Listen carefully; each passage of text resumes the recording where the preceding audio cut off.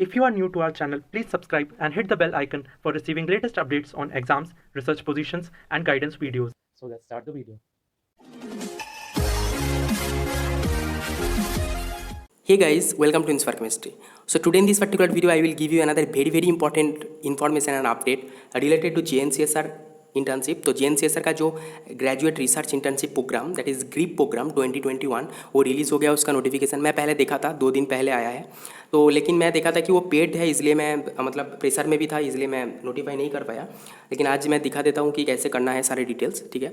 And ये जो internship करने के थ्रू तुम्हारा बहुत ज़्यादा स्किल इंप्रूव हो सकता है। JNCSR one of the best institute in India for research. तो जो स्टूडेंट्स मतलब पैसा मतलब खुद से पेमेंट करके मतलब पेड इंटर्नशिप है, ये जो करना चाहता है तो कर सकते हैं, ठीक है। मैं ये डिटेल्स यहाँ पर सारे डिटेल्स एंड रिक्वायरमेंट्स, कौन कौन से डॉक्यूमेंट्स लगेगा, कौन कौन अप्लाई कर सकता है, सारे डिटेल डिस्कस करूँगा। तो वीडियो को एंड तक जरूर देखना एंड तुम्हारे फ्रेंड के साथ भी शेयर करो, वो अप्लाई करना चाहता है तो अप्लाई कर सकता है। एक स्टूडेंट 3 प्रोजेक्ट में अप्लाई कर सकता है, उसके बेसिस पे सिलेक्शन होगा। सिलेक्शन करने के लिए तुम्हारा result and 2 letter of recommendation लगेगा, 2 प्रोफेसर से या फिर 2 गाइड से। तो जो जिसके ऊपर डिपेंड करके तुम्हारा सिलेक्शन होगा, देन इंटर्नशिप में तुम हिस्सा ले सकते हो ऑनलाइन या फिर ऑफलाइन मोड में, ठीक है। And application fee 500 rupees and बाकी डिटेल्स मैं वीडियो में नेक्स्ट डिस्कस कर रहा हूँ। तो see this video till the end. तो ये है JNCSR का जो graduate research internship program that is GRIP program 2021 का जो नोटिफिकेशन। तो यहाँ पर मैं सारे इंपॉर्टेंट थिंग डिस्कस करूँगा, ठीक है।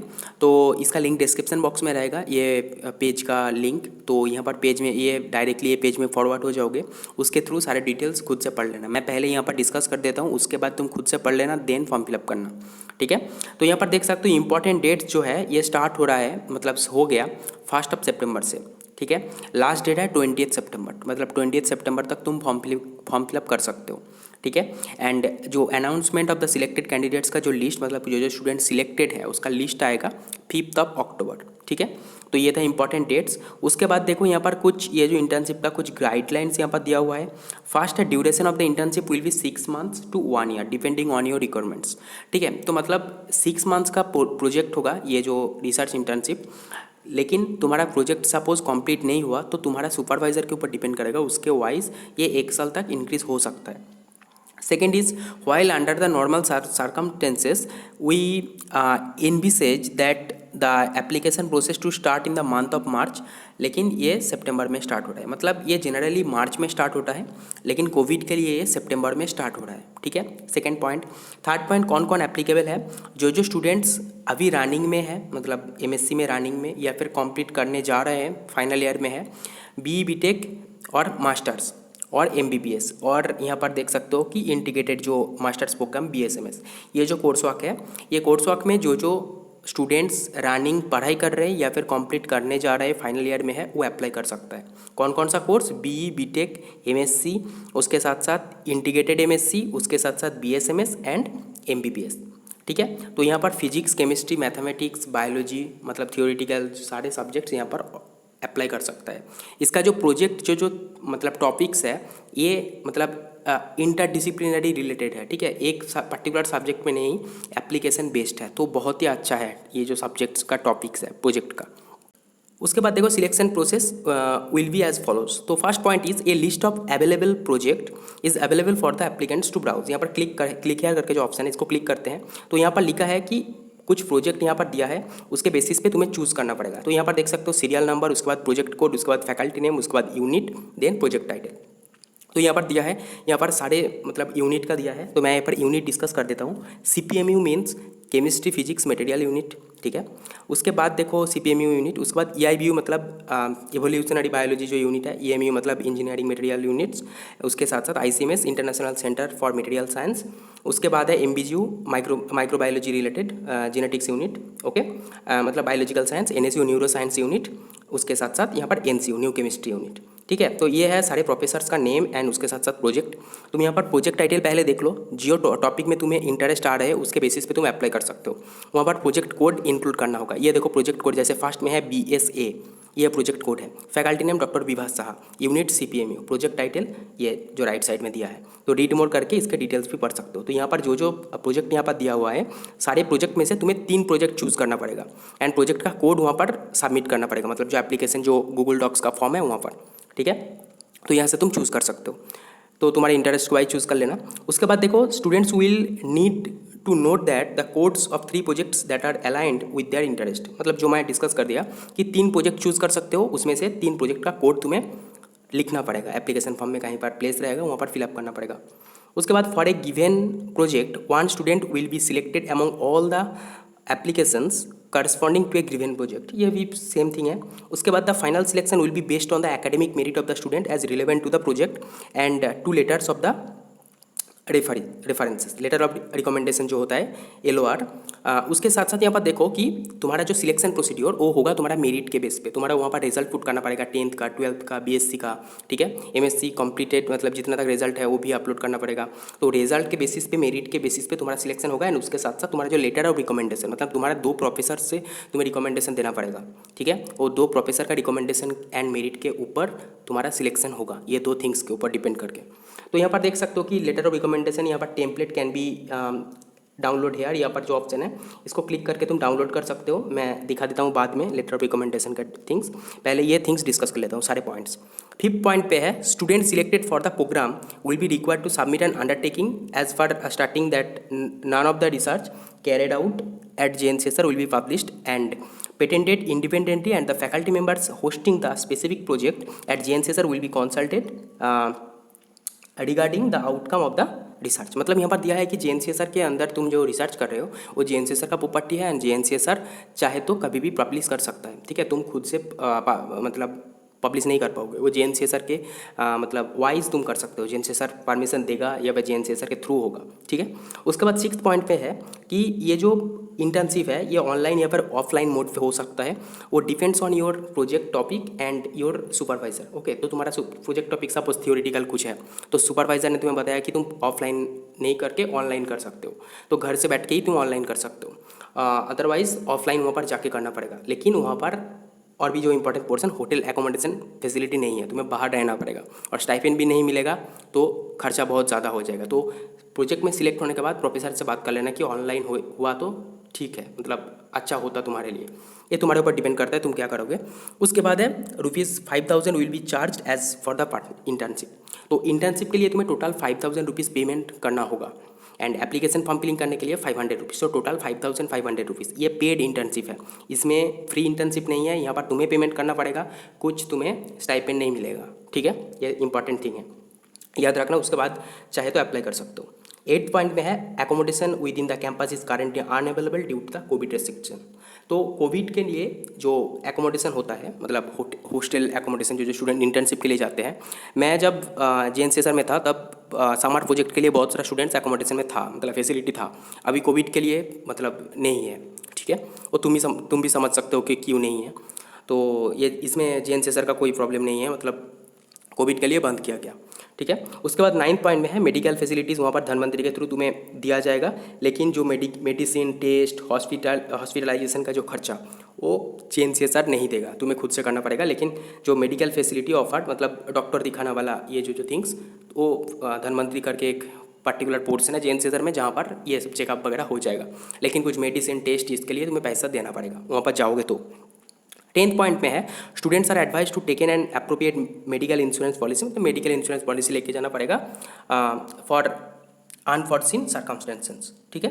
तो ये है इंपॉर्टेंट थिंग्स। तो इसमें से मेन जो इंपॉर्टेंट थिंग्स मैं हाईलाइट कर देता हूँ कि 1 सितंबर स्टार्ट हो गया फॉर्म फिलिंग, 28 सितंबर तक चलेगा, एंड रिजल्ट पब्लिश होगा 5 अक्टूबर। तो यहाँ पर जो इंपॉर्टेंट पोर्शन है कि ये जो इंटर्नशिप चलेगा 6 मंथ तक, लेकिन 1 साल तक चल सकता है, depend on your requirements. Okay, and तो ये तुम्हारा जो गाइड उसके ऊपर, मतलब प्रोजेक्ट कंप्लीट नहीं हुआ तो 1 साल तक एक्सटेंड कर सकता है। तो कौन कौन अप्लाई कर सकता है? जो students MSc, BE, BTech, BSMS, integrated MSc, MBBS ये सारे कोर्स में है या फिर फाइनल ईयर में कंप्लीट करने जा रहा है, वो सारे स्टूडेंट्स अप्लाई कर सकता है, ठीक है।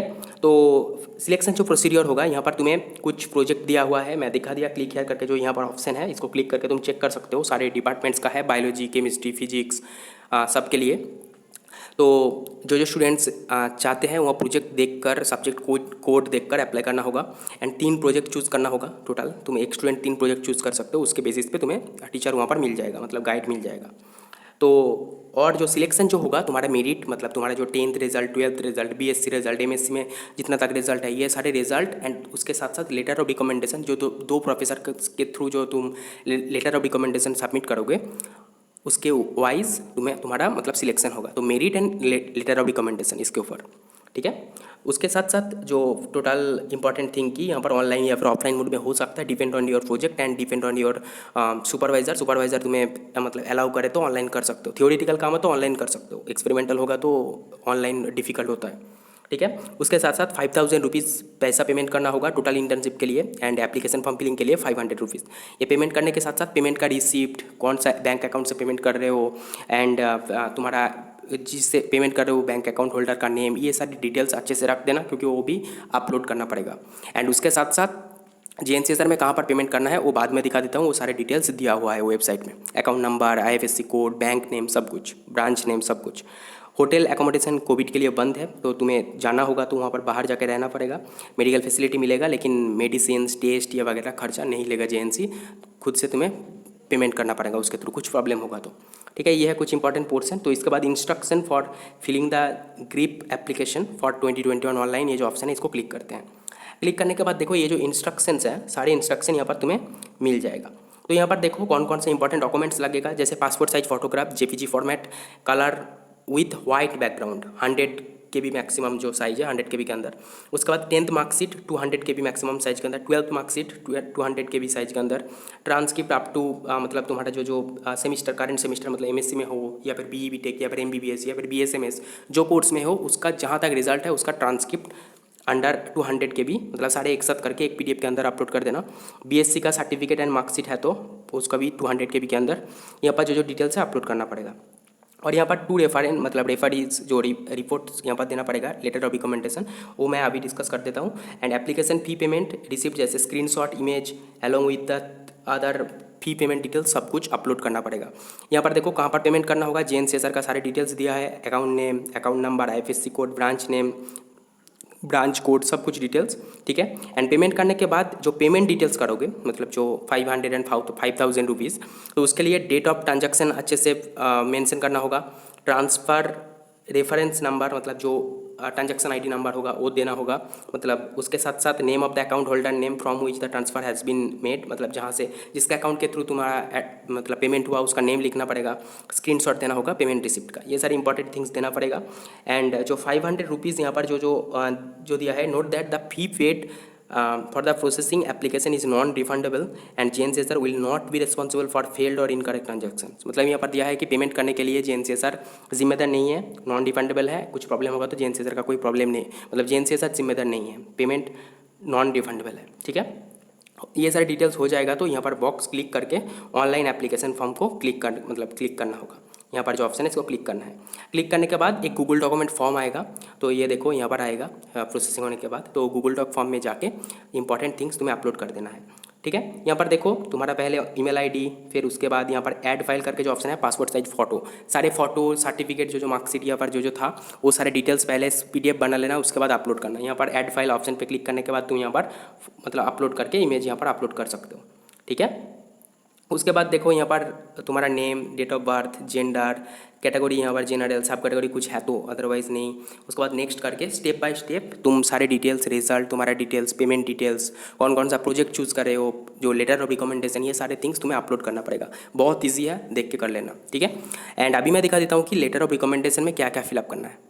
तो ये लेटर ऑफ रिकमेंडेशन का, तो यहाँ पर फर्स्ट जो पोर्शन है, पहले तुम्हें ऊपर वाला जो पोर्शन तुम्हें फिलअप करना होगा, जो एप्लीकेंट है, जो अप्लाई कर रहे हैं। तो यहाँ पर रेफरेंस नेम लिखना होगा, मतलब 2 प्रोफेसर या फिर तुम्हारा जो टीचर है, प्रोफेसर सबसे अच्छा होगा कॉलेज का प्रोफेसर, तो दोनों के लिए 2 अलग से फॉर्म फिलअप करना होगा, ठीक है। तो रेफरेंस नेम, प्रोफेसर का नेम लिखना होगा, टाइटल या फिर position, assistant professor, associate professor या फिर जो प्रोफेशन में है, एफिलिएशन मतलब कौन सा इंस्टीट्यूट के साथ एफिलिएशन है, कॉलेज, यूनिवर्सिटी, इंस्टीट्यूट, ठीक है।